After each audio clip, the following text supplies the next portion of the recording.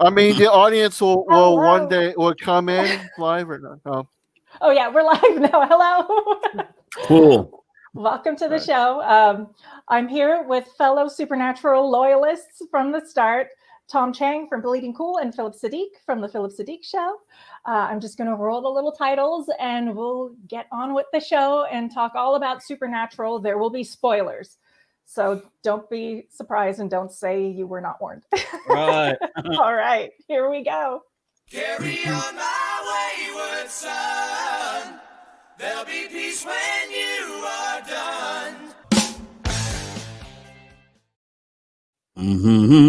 And we're back.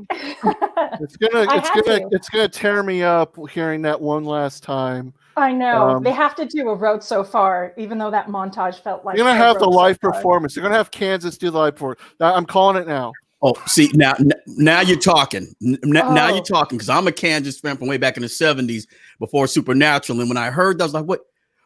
I know that song. Damn!" And that's what initially got me hooked into Supernatural.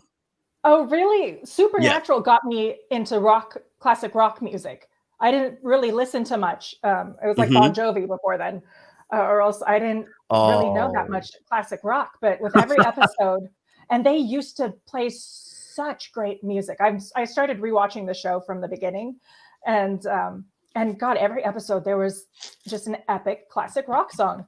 I kind of miss that. That and Christopher Leonard.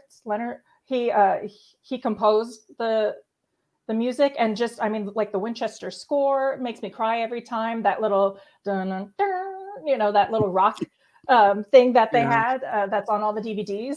If you own all the DVDs like yeah. I do, like that would be in between. Like I miss those. I just miss that music.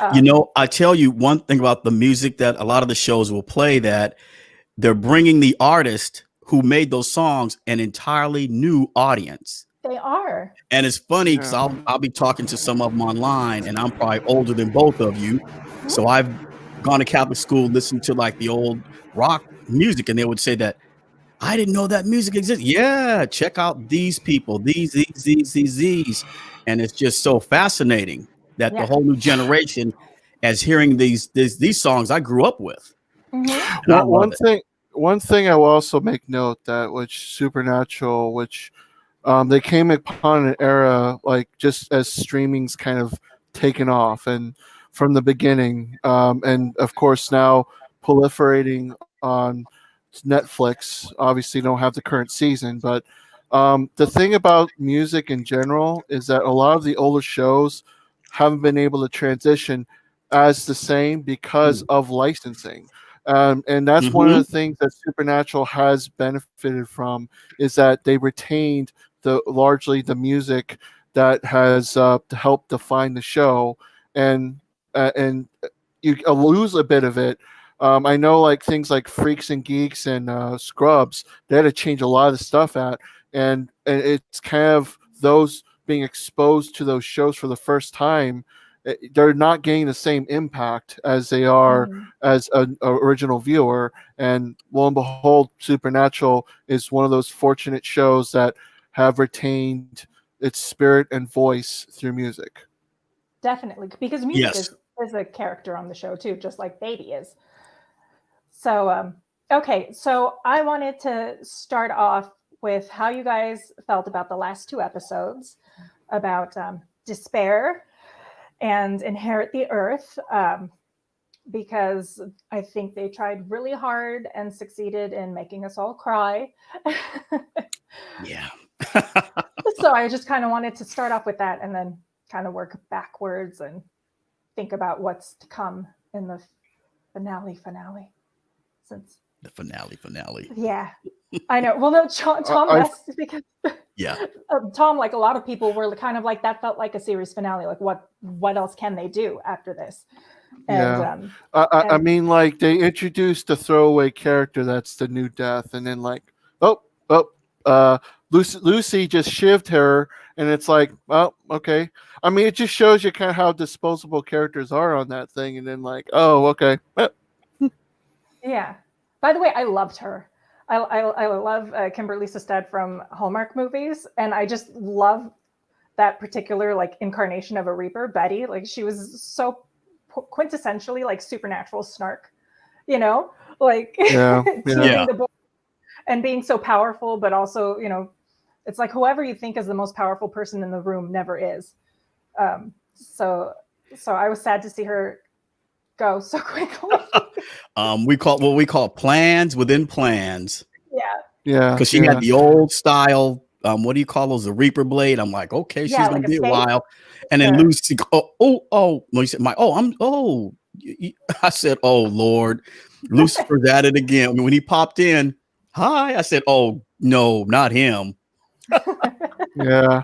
I mean, it was just kind of like a last minute. Oh my God! Like they just threw, "Hey, Mark's back," and I mean, I thought that arc where his vessel was satisfying enough that he wanted to be Lucy so bad because of the time he's been. And we think about the continuity issues with that. Okay, who is Lucy? But we ended up having that forgot his the vessel's name, but that character, he Mhm. embraced fully Lucifer as a whole, and he became the kind of the definitive one that we got used to, even though he had another Yes. body. Just like Jimmy wasn't, Cass wasn't always Jimmy, but we don't know who Cass was before Jimmy. So, Right.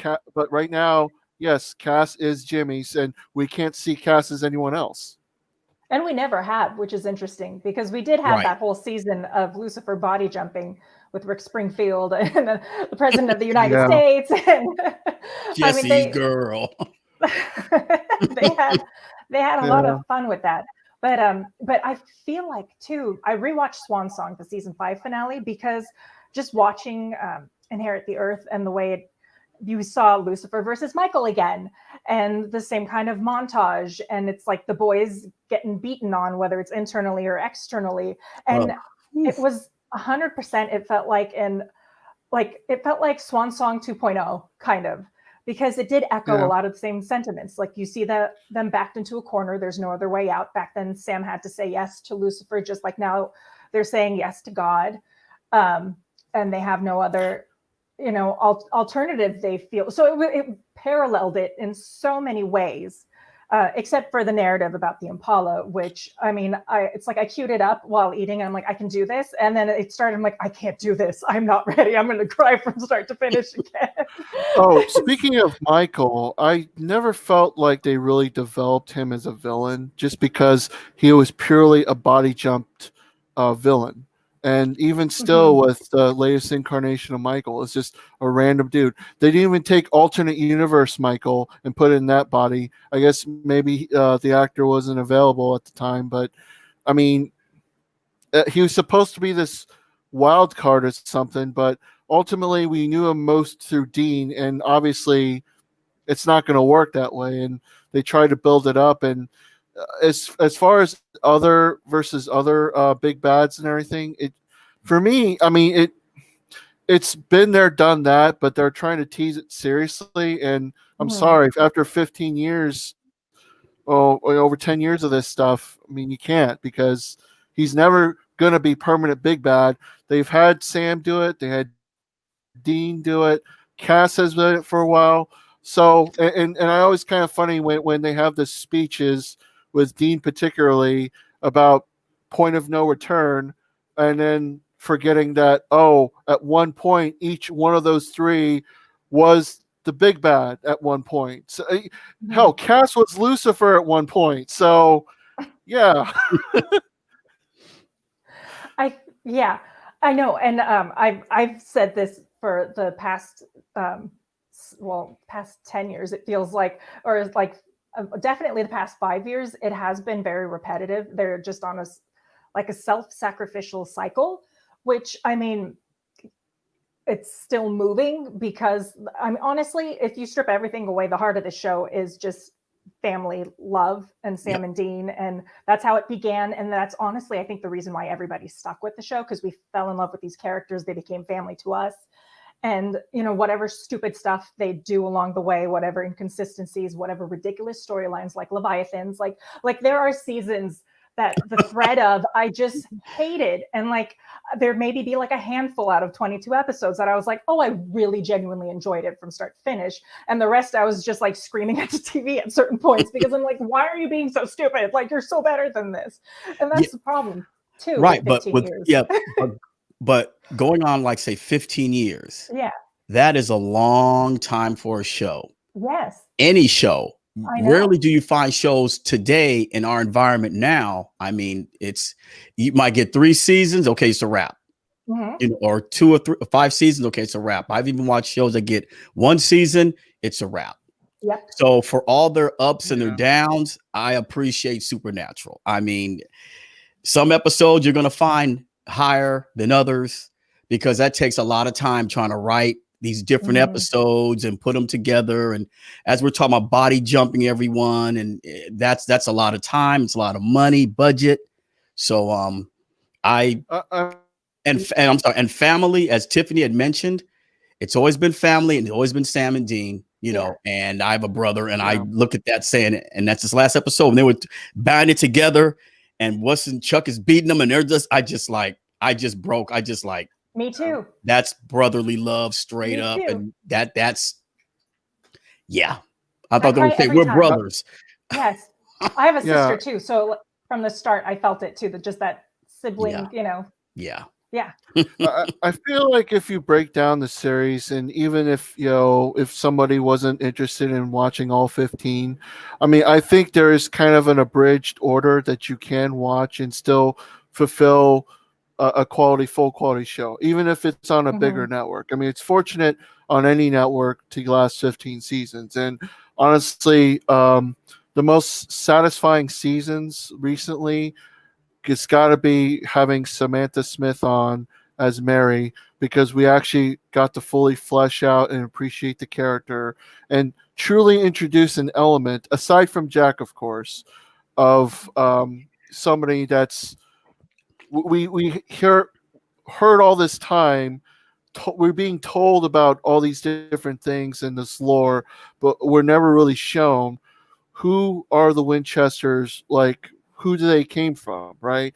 Because we got a limited amounts from Jeffrey Dean Morgan's John Winchester, and we were talked up about the lore and everything, but unfortunately, with his presence on The Walking Dead, we only get this one-off episode that saw the four together. And I thought that of the recent seasons, aside from the last two that are really heavy, that was probably one of the most satisfying, serene, and one of the best the show had to offer, was just kind of seeing the four together in normal setting when all they knew growing up was chaos.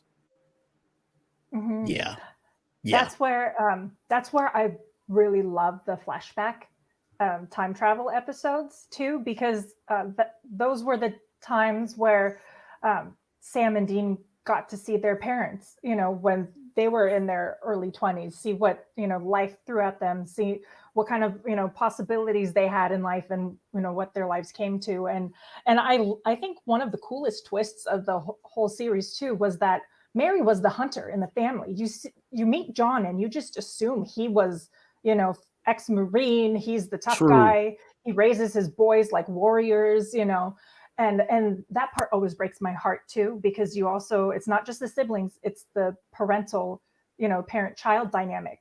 And In My Time of Dying, the season 2 premiere was the episode that really hooked me and got me like 100% invested in this show, because here you had a father finally, you know, telling his son, and let's face it, Dean was kind of like the Michael in the dynamic of the Winchester family. He was the dutiful son. He was the one who wouldn't question his dad. He would do whatever he said. And until Sammy would come along and you know, and then he was kind of like the Lucy out of the two, if you're going to, you know, even look at those kinds of parallels between the, you know, the mythology, the religious mythology of it, and then the, you know, human narrative of it. So in that sense, it was really fleshed out. And a lot of that groundwork too was laid by Eric Kripke, even though he was balls to the wall with everything too. Like Swan Song ended that way too, because he was leaving the show and it was his way of saying goodbye, and he got to realize the kind of finale he wanted. And so I feel like Inherit the Earth was sort of like an homage to Kripke and the series, and like the heart of the show too, kind of by echoing similar sentiments in a way. Yeah. I don't know. Also, I feel like after all the cliffhangers, which in some ways was kind of a middle finger, He they would do that gave intentionally, something. yeah. They gave something like actually conclusive, rather than just like dangling everything like a carrot, you know. And there's always that the Chuck factor is always just when you think something is there, you know, he snaps it away. You know, random people started poofing. The But dog, like, that broke my heart. The dog. right, I knew, I just thought, I said, this would be so like Chuck, having Dean get that dog, and all of a sudden, boom, I said, here we go. Infinity War moment. Boop. I said, oh, and you could see the hatred on Dean's face when he, in that close-up shot of him, when he just like, I'll be, and then what is it, Chuck across the street? Hey. I cried when Dean named that dog Miracle, because he doesn't even have that kind of faith, which is another thing between the boys, like going back even from season 1, the episode Faith, like Sam always believed in a higher power and believed in angels and believed in God and believed that there was a good force in the world, just like they had been battling demons and just like they were sure of the evil forces in the world. And Dean was the one who always had to come around to it, but he was the one that had all these miraculous healings. I think after so many years, though, like it just seems like there's a brick wall that Dean never like learned, and he's completely dependent on Sam for this, is that he always has to be talked down. Even when he tries to do the final scheme, right? And we find out that, oh wait, they totally Christopher Nolan, Brian De Palma this whole thing, and it's like tongue-in-cheek moment here. It's like, oh, we knew Dean's gonna act like this, we know Sam's gonna act like this, and then but they were playing Chuck this entire time, and it's like you gotta roll your eyes a bit there, knowing that you think a little bit of Sam could have rubbed off on Dean enough that, okay, stop for a moment, think, desperation, rinse, repeat. But I like seeing Dean go to the edge and then sometimes cross over. It's like, because in real life, we can't do nothing like that. But reliving that through him, I'm like, okay. And as you said, we know Sammy most of the time is going to talk him back down. Right. But just to see him, because I was screaming at him, kick him, get him, Dean, kill him. And Tiffany, I think on Instagram, I text you about my feelings for Chuck. Mm-hmm. Yeah, you can read them if you want to. I pictured that ending. You go ahead and share them. I think I said F Chuck or kill him or kill something. Right, because it's that psychological thing where they just beat that point down over and over. This is our plan. This is what you got to do. And of course, if it was that predictable, then it wouldn't be lasting 15 seasons. So, no, the best way for Chuck to go is to remain powerless and live mortally. That's the only way to make the omnipotent mortal and weak. So, well, they could have broke one of his legs, but I understand what you're saying. I know. Afterwards, you're mortal now. Feel the pain. He has no Tom, money but you're right. So. Yeah, but you're right, Tom. Seeing him grovel, crawl in the dirt, help me. I was like, finally, yes. It was very satisfying. Oh, and yeah. And then I do have to admit, just as much as I didn't like the kind of God Chuck portrayed, I really like the kind of, new God Jack portrayed, because everything he said was, it felt a lot like Old Testament versus New Testament, vengeful God versus, a more Christian, forgiving, Jesus geared, you'll feel me and there's inherent good in people. And, I'm right here. I'm just like, don't go. One thing I would say, have a beer with God. I just want to have a beer with Chuck. the main difference between God as Chuck and God as Jack, okay, is that there's time. Jack his had very short time on Earth. He Hmm. he was raised a certain way, and meanwhile, was there anyone ever telling Chuck what to do to be God? No, I mean he kind of did it on his own. He hit the reset button a few times, so he was godding it up for centuries, millennia. I mean, Yeah. but Jack has a fresh. I mean, he's seen a lot in a short time, but he hasn't been jaded. And obviously, the time constraints, we're never going to know if Jack's going to turn to Chuck, and we have to just kind of accept as the audience that Jack is benevolent because what else right and I remember talking with Emily Swallow when I was Hmm. interviewing her for Haunting of Mary Celeste, and I got my one supernatural question off, is that all the motivations, as understandable as they are, there's the whole thing that shapes Amara and Jack is inexperience. Is that they had to accept a whole lot in a very short amount of time, and a lot of their actions are infantile. And without remaining that perspective, I mean, understanding their motivations and actions, I mean, can we really blame them for whatever they do and everything? Because they're expect to adult like when they're physically just maybe 3 years old, 4 years old, right? So there's a lot to take in there. Well, excuse me. When Jack was giving the last speech to Sam and Dean, and I think Tiffany mentioned was his, can we have a beer? And he said, well, and it just got me like, no, you guys, no, this is it. And when he said, I'm everywhere, I knew then. I says, damn, Hmm. he won't Is just be the appearing and saying, hey guys, yeah. He says, I'm in everything. The rain, the rocks. I'm like, oh no. I cried. I Yeah. cried. I know he had to say it, but it's like the generic answer. I know. I'll be Yeah. there. I'm like, oh no, but oh, Hey, still. no offense to Alexander Calvert, and I love his work, but Morgan Freeman said it so much better. Oh yeah. Yeah. Well, that experience comes in there too. It's one thing to have Morgan Freeman's Yeah. wise voice say those Yeah. kinds of words versus Yes. and I have to give the Supernatural writers credit too, because during that whole season where Jack was literally conceived, and I was like, oh my gosh, they're going the Spawn of Satan route. This could go very, very terribly wrong. And then then we meet Jack and we see the dynamic, and it almost turns into like three men and a grown baby in the bunker with Cass, Sam, and Dean trying to teach him the way of the world, teach him right from wrong, and he really grew on me because you saw that struggle within him too. He wanted to be good and he fought to be good, within himself. I mean, there's also Kelly. We kind of Mm-hmm. forget his mother's influence and preparing for this and trying to um, sow the seeds of him that he isn't innately um, evil.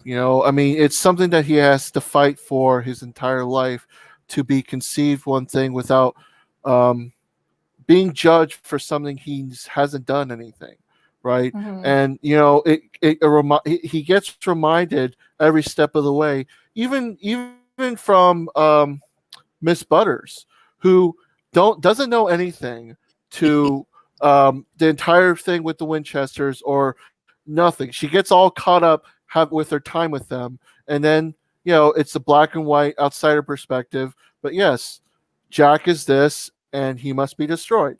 And even still, from that perspective, he still has to fight that. Mm-hmm. True. And it also breaks my heart that Cass didn't, or the others didn't get to have their goodbyes with Cass. Like, I know Cass and Dean had their special bond. I'm gonna wait on next episode, Oh, and they'll say hello, Cass again. So you think so? yeah. Andrew Dabb said in an interview that all deaths will stick.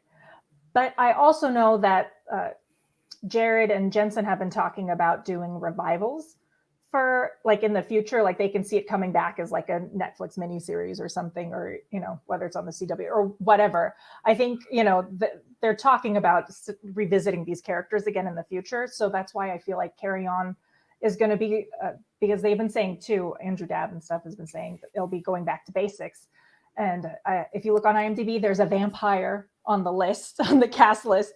So I think it's going to kind of end with a new beginning of, they kind of stabilize the universe and the cosmic balance. I think it's possible they can still kill him because honestly, I would say like for storytelling, there's always stuff in between and non-canonical stuff for a bigger arch that you can have a non-serial story in the future.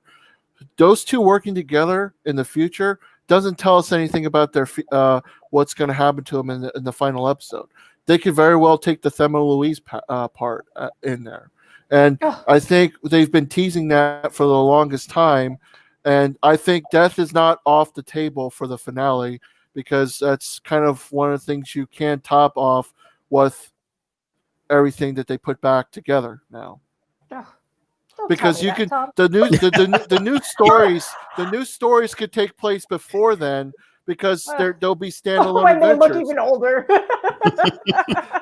Yeah, I mean makeup could make them look younger or whatever, and they could just be off in a non-canonical or a non-serial story because there's a lot more standalone episodes that don't tie into the bigger connective tissue that then you can shake a list at, Yeah, I mean, when I like a couple years ago at this point, before season 15 started, I wrote like my 5 predictions for this last season, and it was like everybody dies, and I said it half jokingly, and then they go and they literally kill everybody, so I was like, oh crap, except the Winchesters. Yeah, except the Winchesters. I'm like, okay, at least they're okay. I mean, I even said Baby was going to go. So I'm like, even the Impala's getting it.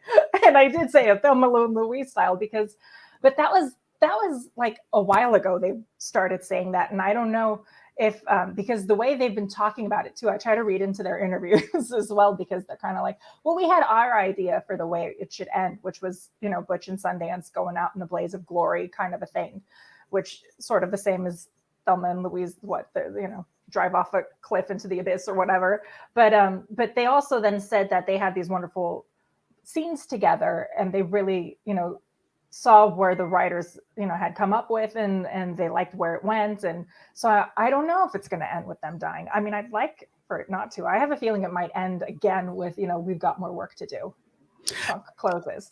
Yeah, what? I'm sorry. Buffy ending. You know what? Okay, let's say if one of them, quote, does die, would Jack bring him back? Or because with all the experiences Jack had with them, would he bring them back? Saying, hey guys, I can only do this one time for you. Boom, and bring them back. I mean, we don't know what the snap has done because he could have very well brought back Mary, but we know with reports that that Samantha Smith and Jeffrey D. Mork have officially confirmed that they're not coming back. So they're not coming back in the final episode. So, I mean, it's kind of the dangling carrot. Who has Jack brought back? We know the greater part of the world that had nothing to do with it, but does it include the people that Sam and Dean had to put away? I think I saw Jim Beaver listed in the and conveniently we have. So which one is it? Is it going to be original Bobby or interdimensional Bobby? Because I mean, you kind of create a paradox there because Chuck poofed alternate dimension people, but Charlie died. I mean, I'm sorry. Let's just call it Prime Charlie and Prime Bobby. Okay, they both died. Exactly. So, you have to wonder: did the snap bring those two back, undo death? So, and there's got to be limits to that too. So, is it everyone that Sam and Dean cared about all their lives? So, or is it just the direct actions of Chuck? Or would they come back? Those characters come back and not have any memory of being a hunter or anything else. Or Sam and Dean, they run Exactly. into him. Yes. So how are you doing? It says, who are you guys? We don't know you. Why are you looking at me? Because maybe bringing them back, the less pain of being a hunter, because as a hunter, you can't get really close to too many people. Maybe some of them want to have a full life and not be a hunter, just be a regular guy working on cars. I mean, if anything, the spin-off idea I can think of happening is you literally streamline it to be Men of Letters, the series. Yes. I mean, and that's Okay. pretty much, you've pretty much turned Supernatural into Angel at that point. Oh, is that kind of what Angel was like? No, but see, Because I would want they Men of work Letters at a origin. firm. They work at a firm and work cases, and yeah, it becomes like a business. And I think maybe if Supernatural were to go organic into another direction, Men of Letters would make sense. Yeah. I always wanted a Men of Letters Origins because I love when So did I. when anything gets like a period vibe to it. And it would be cool to see how they would fight, evil with more limited resources. Like that just makes it far more interesting, because even if you just start watching from 15 years ago, just the way their cell phones have advanced has helped the boys a lot on these phones. I'm just like, oh man, remember the flip phones? Yeah. I mean, when they first introduced them in canon, I always thought that they were just like Men in Black times 10 cynical. I mean, they had all the tech in the world, and they had all the snarky and just anal retentive, just as hateful as just, I don't know, been there, done that, and it's like, what are you doing here? It's like, you're beneath me. And yeah. Yeah, it seemed, was it like the English contingency of men of letters? Men of Letters, yeah. The Men of Letters is like, you So Americans, you just unclean, uncouth, and finally you're trying to get rid of them. Scrappy. Yeah, scrappy. Yeah. That's what they are. They're scrappy. I mean, I think it's sad too that Supernatural was never able to get a successful spinoff, because they had a lot to go off of too, but they just didn't try a concept that would be like a surefire, which, they could have done like even if it was just like a mini series, they could have done young Mary and John to see what it was like, like if they pursued their courtship kind of and that time together before. Unpopular opinion, but I think the only one successful way they could have done it was, and they explored this recently, Highway to Heaven. Give Misha Collins a spinoff. He's a strong character. He's one of the pillars on there. They should have they should have started with that. Unfortunately, you didn't get to know Jodie enough outside from a handful of episodes. Wayward Sisters would have been an interesting concept, but they haven't leaned on her. She's a recurring character, but she's not a strong character the way that the core three have been all this time. Hell, yeah, Mary and John would have been stronger because they developed Mary over time. But yeah, I think one of the core of the cast had to go in the spinoff, like David Boreanaz's Angel went off on his own, because he was a major cast member of Buffy. He became successful on his own. So I think that's my explanation of why the two spinoffs failed. Yeah. That, and then the whole Chicago underbelly of monsters thing was that, I mean, they pulled that out of nowhere, and I was like, this isn't Legacies, you guys. What are you doing? Like, don't turn this into that kind of thing. I was like, no, that was just a bad episode. And I'm like, that's supposed to be a backdoor pilot? Oh no, that's just bad. Do you imagine Jensen and Jared just go in there, and it's like they're 1 hour shooting? It's like, all right, give us our check, we're gone. Or they could just be giving a guy, advice over phone calls, yeah, I know this is right, but it was like, I don't,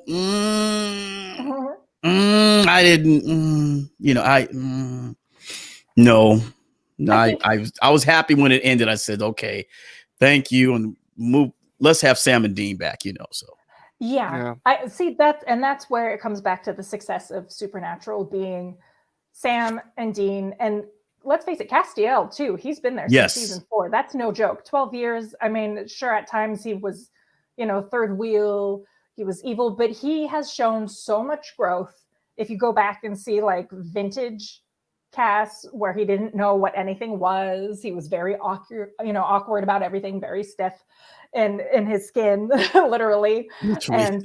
And then how he just that stoic angel barrier breaks down and he becomes human and he has these human emotions and he thinks of these guys as his family. And you just see this family on the road and then they take Jack in like a straight some of the best episodes or potential that's left out the door that I thought that they could have explored further was, since they open up those dimension can of worms, they should have explored the trio in those different universes. We have so little exposure to alternate Sam and Deans, and hell, even when like Trickster, right? When they had the sitcom, I mean, Misha Collins, he killed it in that episode. Channel. Okay, first of all the Trickster episodes are amazing. From Tall Tales, Changing Channels, their comedic episodes I love too. Bad Day at Black Rock. They've had a lot of fun over the years. The fairies one, where it was like the UFO sightings and.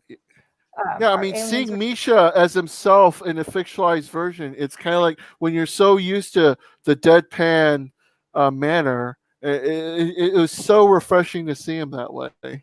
But then that would kind of be like Sliders Supernatural Edition, because that was the concept there. If they're exploring that dynamic, hey, why not, right? Because they re-explore the same themes over and over again.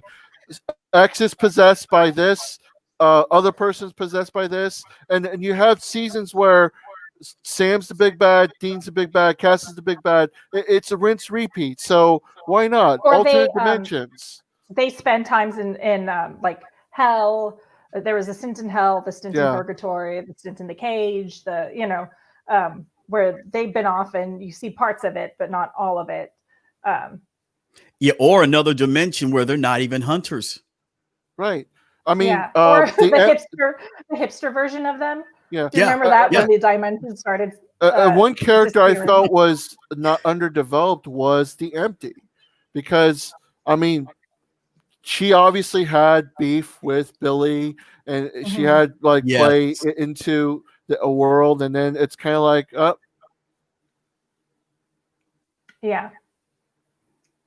usually they would have spent just like they spent a season on the Darkness, and a season on the Leviathans. You think they would have spent a season developing the Empty more than they did, but but I mean, but then again, the Empty wasn't doing anything. Like, that was the Empty's shtick.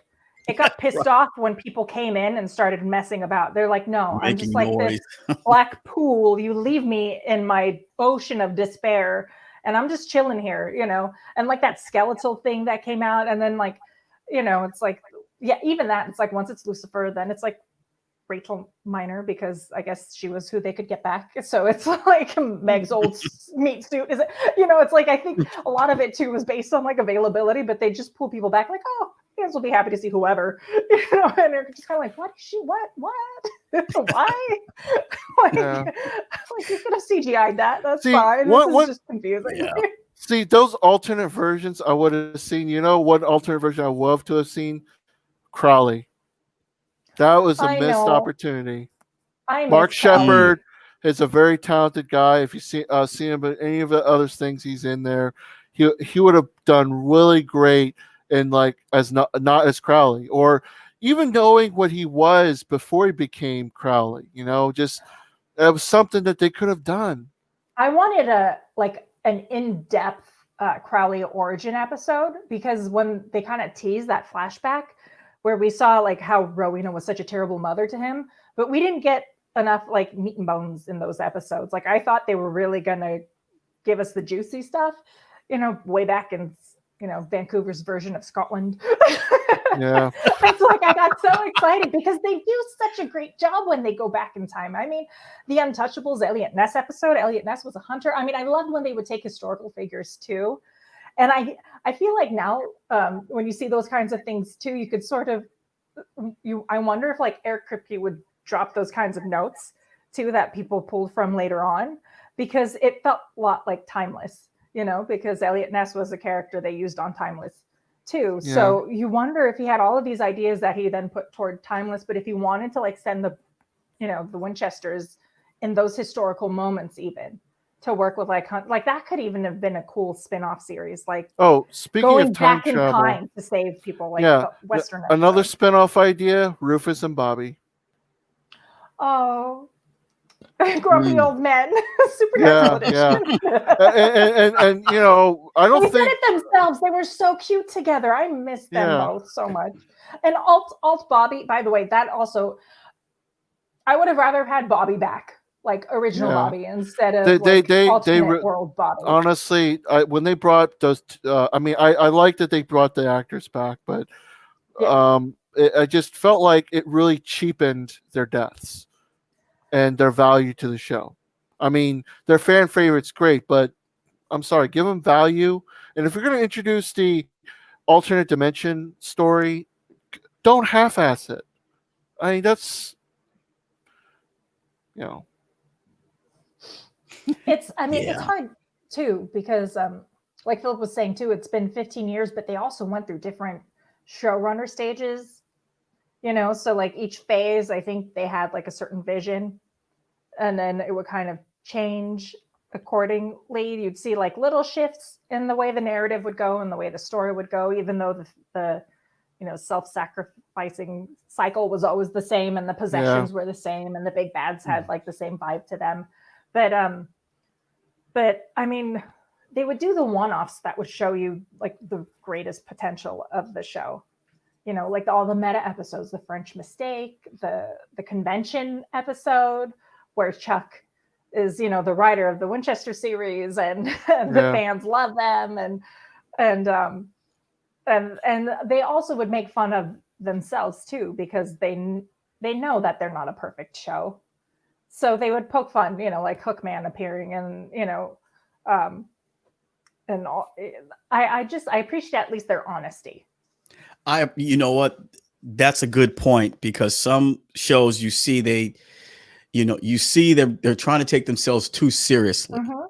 But we all know watching, come on now, lighten up a bit. Yeah. And they had a habit of doing that, which was like, did he really just say that? Yeah. And they take us along with the ride when they do that. So I definitely, give them a little, what we say, old homies die, pour a little bit out for them, but I love Right. to do that. Yeah. No, for sure. And that's also what makes this show special, because however much it makes me cry, it makes me laugh just as much. Like Cassiel, since I just watched Swan Song again, he throws a Molotov cocktail at Michael to buy a little more time for Dean and Lucifer Sammy. and he's like, hey, ass butt, because that's what he learned from Dean. Chucks that. And the next thing you know, oh, no. You can't mess with my brother. Only Lucifer can mess with Michael. So boom. And then you get a little teaser of what the boys becomes, and Cass explodes into a million disgusting fleshy pieces. Yeah. It's like family. It's like, yeah, it's like family. Like, I can yell at my brother. Yes. You, on the other hand, no, you're not yelling at him. It's me. Yeah. Period. And just like when Sterling K. Brown played Gordon in the beginning, it's like he started calling Sam Sammy, and he's only Dean calls me Sammy. Like, don't you even, like, nobody but Dean can call me Sammy. Like, we're not crossing that line, dude. I just met you. Right. So I know ups and downs. I still think that at its core, it's a show about family, love, that kind of relationship family don't end with blood. You know, you see family in all sorts of incarnations. Sam and Dean bring all these people into their family, and hunters are supposed to live like a lonely lifestyle. They You can't know, live without each other, but you know, on the other side of the coin, Mhm. beside from the two going out in a blaze of glory, I can actually Mhm. see both of them have families at the end. Just give them the true happy ending, Mhm. because they spent the entire, they spent the entire few seasons wanting to see what normal is, right? And they always get dragged back into their like the Godfather. It's like just what I want out. They pull me back Mhm. in. But yeah, I mean, pretty much, I think that they a true happy ending could be possible as well. So everything is on the table at this point as far as, how do you want to define the end for now? Because just because it's the end for the timeline doesn't necessarily mean that we can't bounce around later on or explore back in the future where, like, oh wait, um, the tragedy befalls them, so they're back into things. Because we've in early the season when Sam wanted, he was actually going to school, he was seeing someone, he was out of the hunter life very briefly, and then Dean pulled him back in. So maybe they actually get to have that finally. And we already see Dean's post hunter wishes in that he wants to run a bar. So I can see that happening too. but he was also with Lisa and Ben. So And I mean, I think they're still alive, right? yeah. So So we've he seen could come both of the back. boys in relationships living by themselves, you know, in like a Yeah. couple or a family type of dynamic. Because even Sam had that one off with some random chick too, which I mean, I didn't care for that either. I'm like, okay, yeah, now you know that Dean's in purgatory, and you know, Oh, same I promise, remember the just the trickster reverse. episode. They had to act all weirded out when their actual spouses came into Yeah, yeah, the TV dimension. yeah.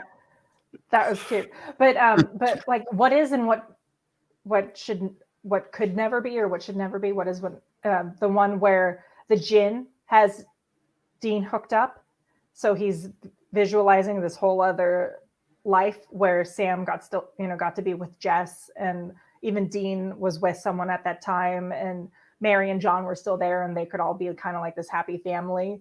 You know, it's like that. That's what wishful thinking, but it's just not the case. But I mean, going off of what you were saying earlier, though, Tom, what if they had it all? Like, what if they do have families, but they also, like continue to maintain order because it's in them. They have to, you know, save people and hunt things. It's like in them. They can't not do that. Just like uh, when Dean was with Lisa, he felt like something was off, and he's like, I know I'm not supposed to be hunting anymore, but there's something off. Like they can't turn that switch off. well, I Yeah. mean, as with Mary, John, and the boys, they kind of had that family in there. So, and essentially, you could see a time jump 10, 15 years later where, you know, barely any additional makeup is put on Sam and Dean. And then you have them fighting alongside family. So they're not alone. So it could be Mhm. Winchester family affair all over again. Yeah, it'll be Uh, like the yeah. Winchester family business. Oh yeah. I would probably go for that to see just the beginning and see how they work that out, because that would be, yeah. Yeah. Yeah. I could see Yeah. that happening more than seeing them dying at this point because I feel like a lot has changed. You know, I feel like from the time they said they wanted to go out as Butch and Sundance, like they've come to have like families of their own, and I feel like their perception of things have changed, and the way the show is has changed, and family is such a huge part of the show. And now that they are free, I don't see why they'd be dying. Like, before it made sense to die because there was like no other way out. But now they have the world at their feet, you know? Like cosmic order's restored and they I know can Jack is also watching over. I can also see him like in a scenario where they do have that future, and then they get caught in an alternate dimension, and then their grown-up kids try to get them out. That's another story for you. Hey, I'm writing for you. CW, if you're listening. You know here's what? another I could see. spin-off in I the could- future. I could see that happening, because I don't know if either of you watch Grimm, but Yes, I love that show. I love Grimm. And then at the end, 10 years later or something, you have the twins call because so-and-so is going crazy, and so-and-so's, doing this. And I said, I could see them with Sam and Dean, like you said, another dimension, and their children trying to pull them out. Dad needs help. Mom needs help. Okay. Yeah. Open up a book and everything. So I could, yeah. Yes. I Oh can my see God. It doesn't even need to be another dimension, you guys. What if it ends with one of their kids being like, Dad and Uncle were on a hunting trip and they haven't been back in a few days? So we're See, now essentially we're talking about Ending back with to the beginning. the end of Back to the Future. I'm like, You just pictured the end of Back to the Future with Supernatural. You realize you just did that, right, Tiff? No, I did not. It's your because kids, I haven't Marty. watched Back It's to your the Future. kids. that would, No. that I could do that. They're not back yet. What do you mean they're not back yet? Okay. Call yeah. up so-and-so and okay. Or somebody's pager goes off and you see, okay. Yeah. Yep. Oh man. Yeah. I could see it being the family business though. Yeah. Yeah. Saving And people, hunting things, the family business. Mm-hmm. And it And just going down the generations because whatever Jack restored, if he leveled the playing field again, then monsters are still out there, and they're good monsters and they're bad monsters. I also really liked how that was something they tackled too, like what's the definition of a monster? Because just because you're a vampire or a werewolf or this or that, it's like there's parts of yourself you can control and other things you can't control. And if you're trying to be a good person and you just have like this supernatural curse bestowed upon you, it doesn't mean you deserve to die. So Dean has shown growth there too. Like it's his default to get aggressive and want to kill things, shoot first, ask questions later. But Sam sort of, kind of tweaked that over the years. Right. Remember, what was the character? I can't remember his name, but in real life, his name is DJ Quarles. I think. Yes. Yeah. Garth. Yeah. He fell in love, Garth. right, with what was it, werewolf or He became something? a werewolf, fell in love with, so then he had a little werewolf family. That was such a great episode too. When Sam and Dean lose their like Winchester, because like it turns Mojo. out Chuck bestowed them with all this mojo, which makes sense too, because a scar never stuck. It's like nothing ever stuck. No matter what they went through, it never stuck. And it was just Chuck writing over it the whole time. Another person I could see coming back for the finale is Claire, Jimmy's daughter. Yeah. So even though she wasn't really been seen in a while, and obviously, since Catherine Newton, the actress, is promoting her movie and she's very bit part of that universe, I think she's due to appear again, at least to help tie in the whole cast storyline. Oh, maybe. Yeah. I don't know. I mean, the COVID situation too, I've been trying to see exactly like where things could have been a little different. I wasn't sure if that montage would have been a little different if people were able to like appear in person or not. Because I mean, Swan Song had excellent montages. I'm a sucker for like itty bitty Sam and Dean whenever they show them. Supernatural Christmas is still one of my all-time favorite episodes because you see from childhood that bond that, it's like John was their dad, but they had each other no matter what, Yeah.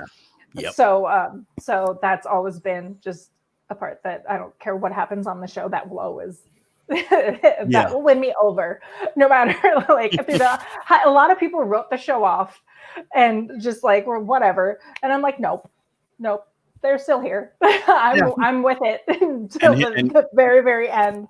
And, right. And here we are 15 years. we are 15 years. 15 years. years, so And it's yeah. I definitely a would like to see testament the to return of the cult, John's cult.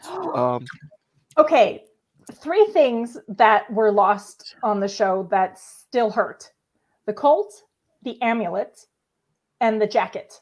I want John's leather jacket on Dean. Like, what? Why? Why did this? Like, it was just like signature things with the like. The second that jacket left, I was like, no, I want it back. Where did it go? It's like part of Dean, unless that was him, unless it was meant to be like symbolically, oh, he's shedding that John Winchester We're weight off forgetting of that his John's shoulders. still in hell, right? I mean, pretty much he never really No. left. No, Tom, don't you remember? All hell breaks loose. Season 2, John came to the surface. He Right, was but released from hell, and then he saved the he boys, got, and then but he did a deal for his soul, so yeah. his soul is back in hell. It never really left. No. Then in That the end of one-off season deal. 2. Oh, go ahead. Yeah, at the end of season 2, the boys open the gates to hell. Right. All hell breaks loose. Uh-huh. John sees them, helps them, kind of fights off the yellow-eyed demon, gives them a chance, and then you see him kind of glowingly go up and disappear. Oh. So I He think got to John heaven. has been in heaven this whole time. And I think that's also why Mary was upset to be brought back, because she's like, I was in my heaven. I was with my John. She didn't explicitly say it, but that's what I always felt. Wait, And I she's like, thought now you brought John me back. I thought John sold his soul so that he would spare Sam and Dean. He did. For the yellow-eyed demon, right? But then all the souls escaped when the gates to hell were opened. And John was one of them. Gotcha. Yeah. I mean, I'll be getting to that point soon, so I'll let you know if I was, if I'm misremembering anything. I'm towards the end. I'm on Folsom Prison Blues in my rewatch, but I'm weird. The way I mourn a show is by starting it all over again. So I started it before it ended, and I just keep crying. And obviously, we all learned that Jensen is a vampire, and Sam is the only one who actually physically changes because Jared has the long hair now. He had a much shorter in the early seasons, but Jensen, same mug. Compared, yeah, Jared changed a lot over the years, like just his face shape and everything. I mean, he's got to grow it out more for Walker, so yeah. Is he going to grow it out more? Do you know? I mean, for Walker, he probably would be. Yeah, I mean, it makes sense. Okay. I mean, I don't think it'll be long before we see Jensen on there as well. There's no way they don't cross paths again in that show. I hope so. They better. They're gonna have so many. Walker's brother. They're gonna have in jokes on there up the yin yang. It's gonna be funny. I just love that though. I love when they cater to the fans that way. Just like Eric Kripke keeps bringing like timeless and supernatural people onto The Boys. Did someone mention The Boys? I can't wait to see Jensen as Soldier Boy. I hope he grows his hair out and has like that classic like 40s cut. And I'm excited. I honestly, that's one thing that makes me feel a little bit better, knowing that they both have something I'm looking forward to after this. Yeah. I'd say The Boys, I guess since you mentioned it, I love it because it's so politically incorrect. Yes. They will say anything. They will do anything. And I said, I love that that's quote true freedom. Go ahead, say what you want, do your thing. And I said, this is hecka good. I thought, and I had no idea it was from a graphic comic book or something. Yeah, I had no idea. I'm the same. I don't read any of the like comics or the graphic novels or anything, but I'll just dive into the show. And oh my God, like, could you imagine if Supernatural started on like Amazon Prime or Netflix with, everything Kripke has in mind to be able to do the things. I mean, why should HBO and Netflix have all the fun? I thought CW got pretty risque and gross with the things they would do. I mean, because Supernatural gets gross. I mean, gross in a way that I am totally cool with. You have cable networks now that unleash the entire gamut of the words that used to be so taboo. I mean, pretty much they loosen no chains. Broadcast television is not really going to budge from that. No. So if it's on No. FX, then yeah, you could probably see him like cuss like a sailor. But beyond that, I mean, it doesn't really add anything to the show. There's no excessive gore. You're not going to get Final Destination and Saw level gore on Supernatural ever. I mean, it's just the way it is. I hope not. I mean, Yeah. It's like whole fountain of corn syrup. Yeah. Yeah. That's I know. I'm that's still the not boys. over it. That's the boys. They have the ones with the copious amounts of gore. Oh yes. Indeed. But I have to admit, watching Cass blow up again, that was pretty close. Pretty close to the boys level of like flesh bomb. To put it rather mildly. I haven't read any of the graphic novels. Did you guys ever read like I think they kind of did. They had that anime, the Supernatural anime, but you, Yeah, Tom, did you the ever read the graphic Supernatural novels? anime is much. That anime is a little more graphic, and I mean it does enhance the visuals slightly. But the takeaway is, though, unfortunately, which I thought if they developed it more, it could have turned to something better. But instead, it just ended up a condensed version of seasons 1, 2, 3 in 26 episodes, and they couldn't. The only main actor they got back from the CW series was Jared, because Jared, right. Jensen could only do two. Jensen could only record 2 episodes because of time constraints. Robert Singer wasn't. They didn't get him to play Bobby. It was somebody completely different. And I mean, really, it just kind of felt in a sense a different show. But you just, I mean, it's kind of one of those things where, I mean, you can watch it on CW Seed, and you could just watch it as kind of like a summary type thing. And I mean, I guess you can also enjoy Jared voicing over the role. But Voicing over. aside yeah, I mean, aside from the novelty aspect, I mean, you're not really getting anything new. It's just Yeah. something that I thought should have been expanded more, but it's it's a wash. Yeah, it never. Okay. I mean, you're Well, not missing out on anything. You're not missing anything really on avoiding it.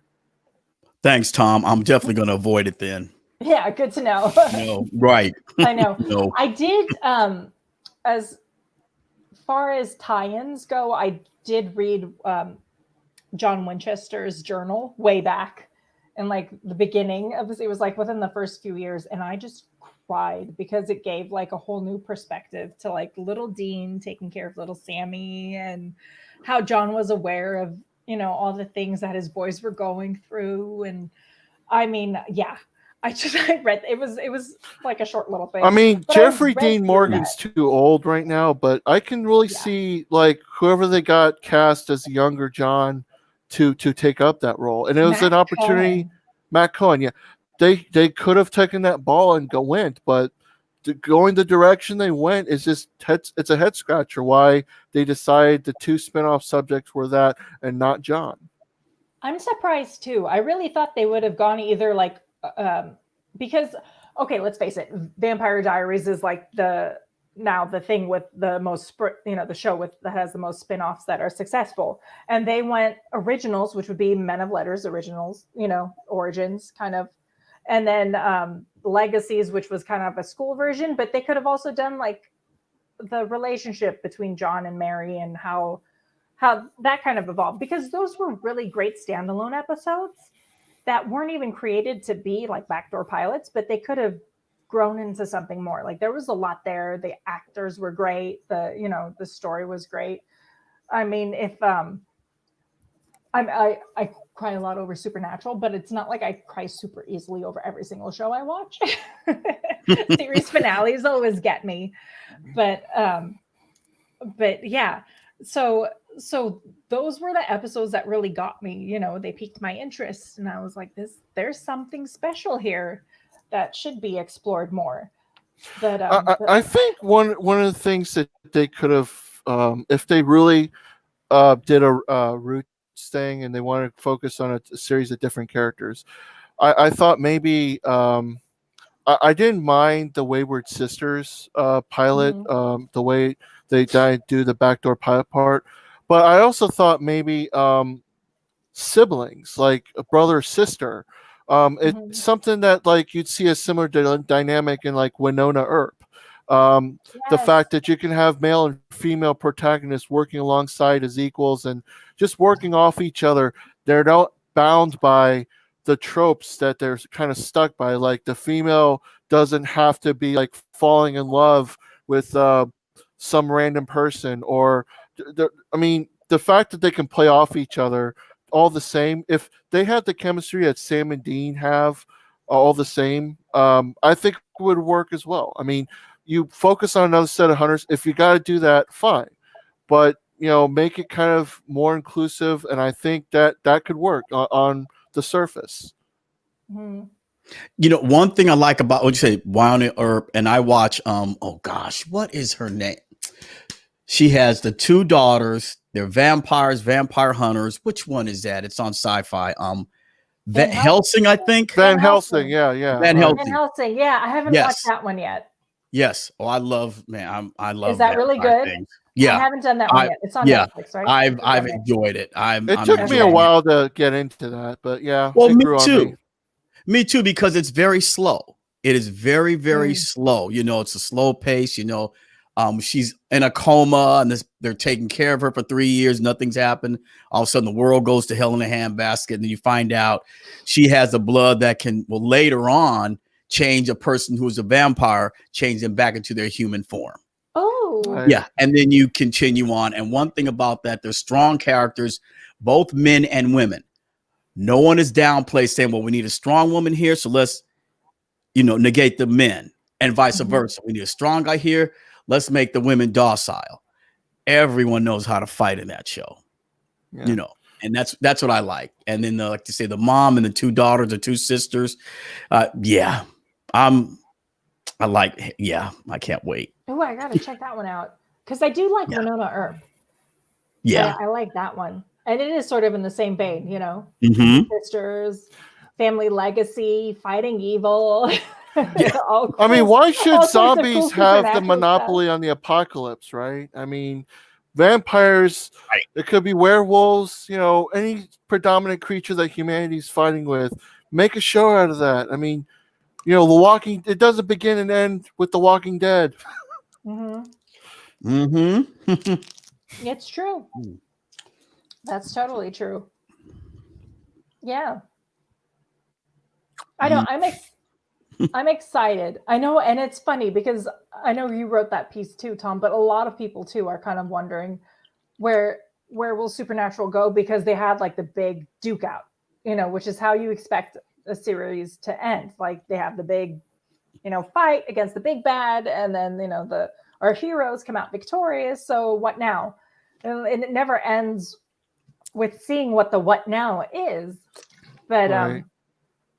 But I mean, the problem is that it's one thing to give some resolution, but it just feels like they gave away the whole thing, even some of the dessert too, right? Because you get to find out, okay, snap fingers, things restored. They literally right off in the sunset, in the Impala. So it's kind of like, wait, and you come kind of blinking. It's like, is that it? And it's like, so I mean, it gets me thinking, like, where are they going to show? What else are they going to show more? Is it because even what's in the finale that's typical of other shows? It's like you see montages of past characters and everything. It's kind of like, wait, did they just jump the gun?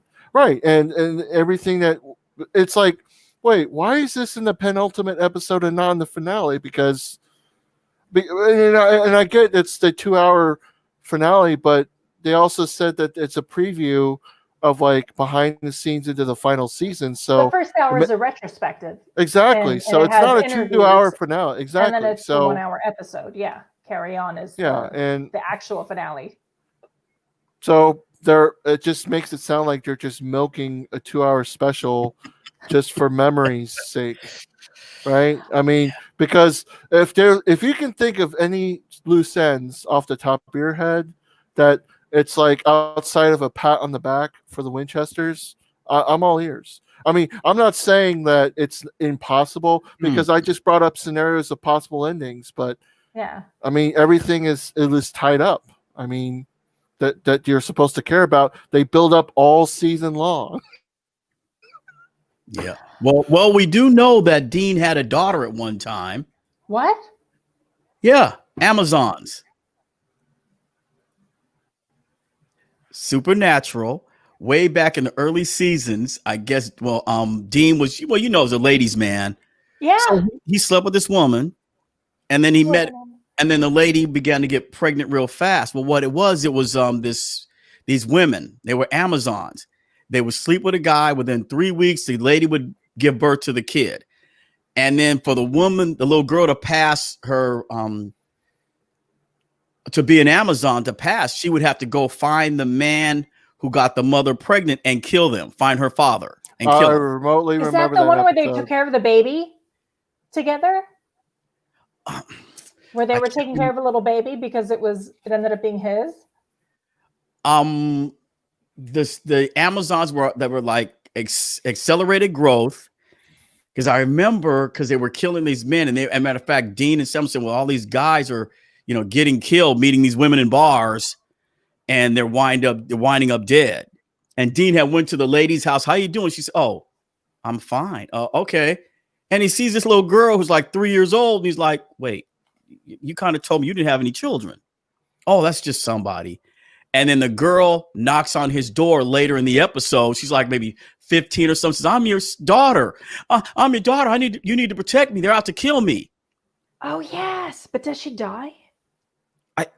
Did Sammy kill her? No, that's right. Sammy had to kill her. Right? Because it didn't stick. Yeah. Because she was like having all trepidations. But then look, to get past this, you got to kill, your father, so to speak. And Dean couldn't do it. He walked, they were talking, and then Sammy had to do it. Right. Yeah, Dean remember Dean has a problem with an extreme decision like that, to having to kill something he might ends up caring about. And here's the thing though. It's a recurring theme that happened more than once. Aside from the Amazons, okay, you had the same exact storyline with Amara and Jack, because both were born into children and they're supposed to bring out the end of times, because all this buildup of how they're super beings that bring the ends to the earth, versus whether it's the darkness or if it's a Nephilim. Jack and Amara got the same exact story, and they ended up different people. And when Dean had an opportunity to kill both, she had a chance to kill Kelly, he couldn't do it. He had a chance to kill Amara as a little girl, he couldn't do it more than once. So, and she went all orphan essentially with the whole like, I'm gonna stare a hole into your face and creep the hell out of you so you don't do anything. Yeah. I mean, yeah. Okay. And Dean does have a soft spot for kids. Okay. All right. So I'll be back. No worries.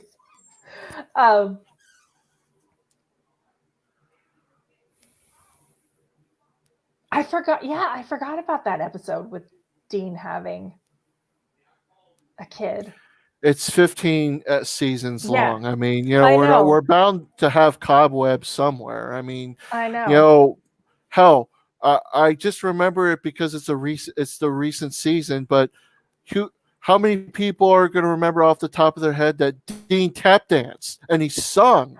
I mean, I know Jensen could sing, though, and that was it is recent. But I mean, if it took place in season 3 or 4, how many people are going to remember that? I mean, there's so much things that happen in the entire show. Hell, how many people remember Kevin? Okay, he was the guy who read all those tablets, but because there's nothing else left for him to do, they just gave him a new send off because he's a spirit, and all the souls from hell woke out, and he happened to be one of them, and then he got freed. I mean, it's a much better ending than what he originally got, being in an alternate dimension and being a slave to alternate Michael. Yeah. Yeah. I also did not care for that storyline. No.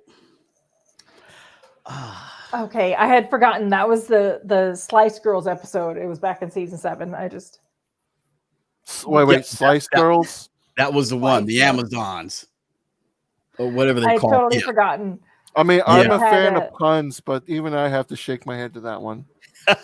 Well, that one tickled me so much because, Dean's a ladies' man. He's sleeping around these women and stuff. And all of a sudden, you're a father. Huh? What? Huh? What? That's what got me. I mean, that's what the kids was all about. Like, he was looking at Ben, knowing he had hooked up with Lisa, Gummy Girl. And he was like, oh my God, is this kid my son? And then he came to, love the kid as a son eventually.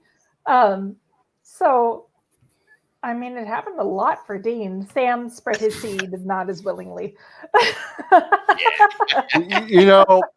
Speaking of like spreading seed, I don't think the most Cass moment. I think my favorite moment is when he describes the pizza bun and it's his experience with porn. Oh my gosh. Poor Cass. It's like And a saying it in deadpan such voice. Exactly. Yeah. Let's not forget also the version of Cass that had the orgies and stuff too. I think Cass had enough of the human experience, more than most humans have had. Yee. I was like, no, I don't want to hear this from Cass. No. Not my Cass. But yeah, I don't know. And I know here's the thing at the end of it all, that it's kind of bittersweet. I love Cass. Of course, I'd love to see him again. But I also don't want to minimize that epic goodbye that he gave Dean by just having, Jack snap his fingers and Cass being back again, because it'll sort of belittle his entire existence. But I also don't want him to be in the empty this entire time. Like, that's not fair. And I feel like Jack wouldn't let him be stuck there. I feel like this kind of came to me, but I think if there's any loose ends to tie left over is the unintended consequences, because obviously if Supernatural's taught us anything over the past 15 seasons is that this is why we can't have good things, because as benevolent as Jack is, if it's just a wish to snap the fingers and undo everything Chuck did, I think there's going to be unintended consequences, and the Winchesters are going to have to fix one last time. I know, because there's always a price to pay. So I can see Dean saying, I can hear Dean saying, thanks a lot, Jack. Yeah, I mean, even poor Jack was like kind of praying to Cass and calling out to Cass. And honestly, the only time we've ever seen Dean pray is when he's reaching out to Cass, which is really touching in a, like supernatural way. Cass is the only person who could get Dean to pray, because that's the only person he would reach out for. That, look, man, I need you. And even though they've had their, their fights and stuff, I would say that both Sam and Dean both prayed to God when Amara was out and about, not knowing what to do, and she was causing her path of destruction. That's true. Yep. Yeah. I mean, they were literally sent on a wild goose chase to find different ways to summon him. Mm-hmm. That's true. But still, Cass was a big part of it, I guess. Yeah. Castiel. I don't know. It's sort of, I feel like Cass eventually opened Dean's eyes to that kind of stuff too, just like Sam did, because Dean was really closed off to all of that. Which, Well, he was also set in his ways in that if he hears one thing and it comes from a like omnipotent presence like Billy, um, he doesn't. He's kind of too narrowly focused, and you'd think like after all these years fighting monsters and fighting alternate ways, not wanting to lose Sam, not wanting to lose Cass to whatever fate there is, and the exchange and all that stuff, he just might just one of these times opened his mind and said, you know what, maybe I should listen. And I think that one time, in like when at the end of what's despair, right? When mm-hmm. Sam finally told him to shut up, and they were silent completely. I don't think at any point in the entire series that has ever happened that Sam just completely snapped after everything that the two have experienced and encountered like such like a morose situation where they literally didn't have any control of over anything and were losing at the boys lowest of the low, that they had to do that. He had to do this plan, and he still kept secrets from Sam after all this time.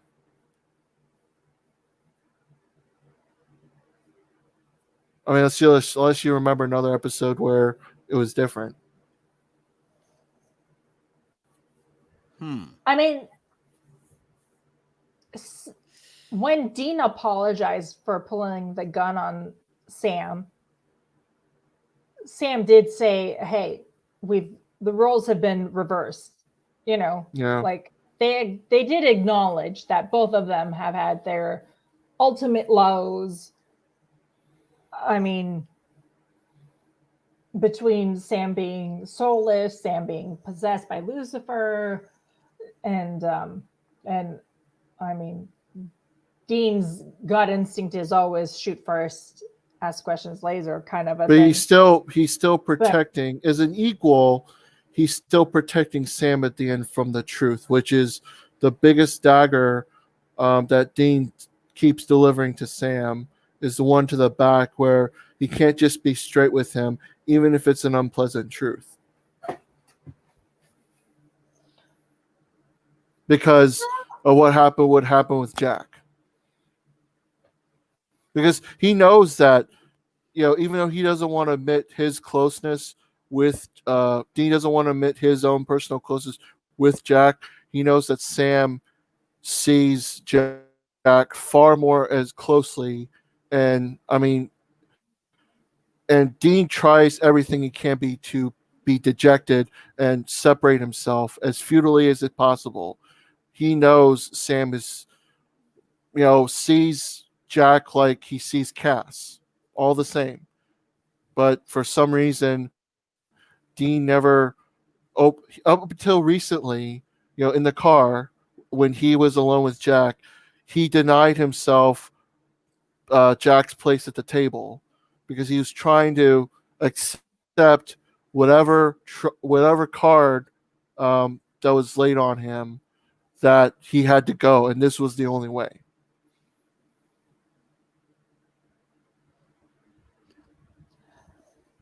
Also, if let's say Dean would have told Sam, Sam may have talked him out of it. Right. Because Sam has that way of talking Dean as we're talking about running to that brick wall. Well, Dean, let's take a step back and let's really, think this out or what have you. So. Yeah. Yeah, I mean, at this point, I feel like the communication between Sam and Dean has been open because they have kept so many secrets from each other in the past. That at least Sam was never one to. Sam never was the one to keep secrets. Dean was the one who. It was the pattern, the protection thing, because it was. I mean, and they reminded you of that when they were young. because he kept him a childhood memory from Sam because of the mass corpses from those kids of that Baba Yaga. Yes, He the kept that ring. from Hmm. Sam. So Hmm. I mean, who knows what else Dean has kept from Sam after all this time? But he's still openly lying by omission from his brother. I mean, to protect him though. Yeah, I Yeah. mean the responsibility that Dean had to Important take for on. them, like, Dad disappears. Well, yeah. Sammy, I know you want to go to college, but this is our family thing. Like you said, I that mean, last episode when he didn't tell him about those bodies of kids that he found with the Baba Yaga's little I guess snack room or something like that. Yeah. So I could see like big brother, little brother, Yeah. not knowing he knows Sam is strong enough, but it just getting out of that mode, just getting out of that, I still need to protect you, Sammy, so Yeah. and even the best intentions, though, it still doesn't show complete and utter trust, and that's the thing that Sam gets. I mean, he's as Crowley used to call a moose, right? It's by design, simply because he could take the punishment, and he's a pincushion because he's the forgiver of the relationship. Because even Dean could do the worst possible things to Sam, but Sam always forgives. Hell, I mean, he has the moral high ground almost every single time. But you know what? I mean, Sam will always be the better man because he'll always have his brother's back, despite everything that his brother always does to him, even if it's out of love. Oh. So Tom is a Sam fan. I'm just As recognizing the morality here, and essentially, up to this point, Sam has always been a character that takes the high road on it, even if the sensibilities could be justified and turn on its coin with whatever Dean is doing. They complete each other, but at the same time, yeah. I mean, you I mean, how can you not understand Sam's frustration here after all this time? Because it doesn't show an ounce of trust and growth. That, hey, I mean, he accepts that he already doesn't have a normal life, but he's been with him the entire way, and he's still keeping secrets. I'm going to refer back to Sam banging, Ruby and drinking demon blood, and also the fact that where Dean is coming from, and I'm not making this like a Sam versus Dean thing, but I am a Dean girl, and I will admit that he loves Sam. Sam is his world. His family is his world. And to him, he will do anything to make sure that the people he loves are okay. Like, he wants to, that is his number one. He has no purpose above that. He doesn't care what happens to him as long as the ones he loves are okay. And Cass said it much better, but yeah, I totally get it. yeah, so I mean, so that's why when Cass told Dean that, yeah, people see you as a killer and this or that, but you are the most loving, the most selfless. Like, you'd rather die than see anyone you love be, harmed in any way. So, yeah. so for me, that's where the Sam and Dean line is drawn. Like, Sam is far more like psychological about everything. Dean is far more physical and guttural. Like, Sam will think everything through and philosophize. And Dean is there's credit pure. to that. And He's Dean, pure impulse. He's yeah, pure impulse, and Sam is the conscience. Dean will be like, if this is going to hurt someone I love, it's going to hurt any innocent person out there, then boom, this is what needs to be done. And Sam's like, well, wait a minute. Let's weigh the pros and cons. I mean, let's face it, Sam wanted to be a lawyer, and he is very lawyery about the way he thinks about things, you know? Yeah. He thinks it through. He's like, well, this is where they're coming from. This is what could happen. This is what the outcome could be. But are they guilty? But- or is there, you know, reasonable doubt? Whereas Dean is Right. just like, well, they could hurt someone, bang, you know, which I'm not saying Dean's Right. way. I mean, there's plenty of times when Sam had to pull But- Dean out from, you know, whatever trouble he's in, and he does it because of Dean's love. And I mean, Yeah. the Mark of Cain storyline paints it all out, because Dean thought the only way he could ever, you know, just the world will be how it is, and he can, you know, keep the world balanced, is if he gets locked up in that box. And Sam saved him from that.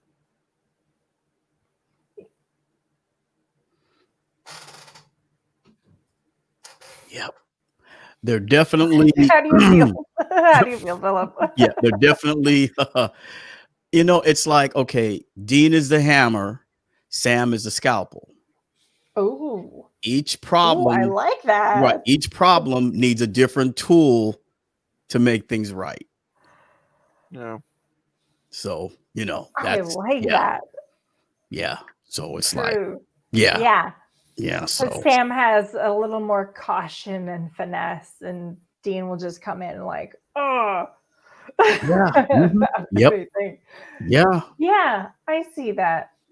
But they also need each other. And This is true. That's And- it. there are two Yeah. halves that make a whole. Like together, they become like a balanced, perfect person. Which, I mean, I don't know. I feel that way with my sister sometimes. Because like we both have like complementary characteristics that if we were one person, it's like we would be the totally like level-headed, even, like, you know, because there's a whole lot of love there. And we both have different characteristics, but when you blend them together, man, like they can come out to 100%. And I feel like Sam and Dean are like that too. I feel like a lot of siblings are like that. They complement each other. You know, they're like born soulmates, not in a romantic sense, but just as in, you know, it's like you're split souls where you're always connected. You love each other. You'll do anything for each other. Right back. I remember this. Do you ever seen the new Charmed, the new I have new not version of watched it? the nude one. No. Okay, so there is a kind of a spoof take on like this brotherly connection, and it's a fake TV show that they watch, and they had an episode out of it. I mean, and I could see all the bonding and the tropes that they literally recycled the personality types from Supernatural into those two brother characters that they That's transposed hilarious. into the real world. So yeah, I mean, I thought it was kind of funny, just the inherent cultural impact that that it has just on that, and it's something that feeds into the longevity of how the show has thrived all these years, is that those recurring themes, even recycled, is something that, you know, is always good to have in mind. And when we think of how the brothers complement each other, I think we also forget at the same time like how much Cass completes them, because we think of the brothers as complete, but they're both flawed characters, and Cass is a flawed character too. But a lot of times he could provide the perspective that neither of those two see, and then that's why, you know, they remained a trio for all these years. And I mean, I'd say that in itself is the perfect formula. I like that. Well, I gotta run. My Yeah. dad's calling me right now, so I gotta go do some stuff with my dad. But No, go ahead. We Yeah. went way over time because it's Supernatural. that's okay, So, Tiffany. Thank you, Tom. Pleasure meeting you, Thank dude. you. It was yeah. Thank you this so was much, good. you guys. Well, Thank you so much for this joining was me, great. and thank you for chatting so long about Supernatural. This was fantastic. Shoot. So Hope to have you guys on again about some other stuff. We'll talk about Yeah. it and see For what you'd sure. like to do a show All on. right. Sure. All right. All right. Good show. Thanks again. Thanks All right. again. Bye. All right. Bye-bye.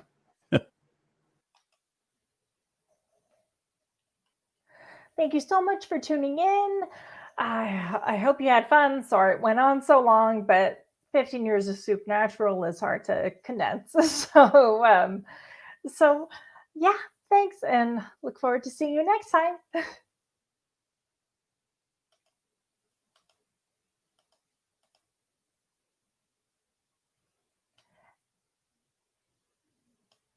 Queuing up the outro.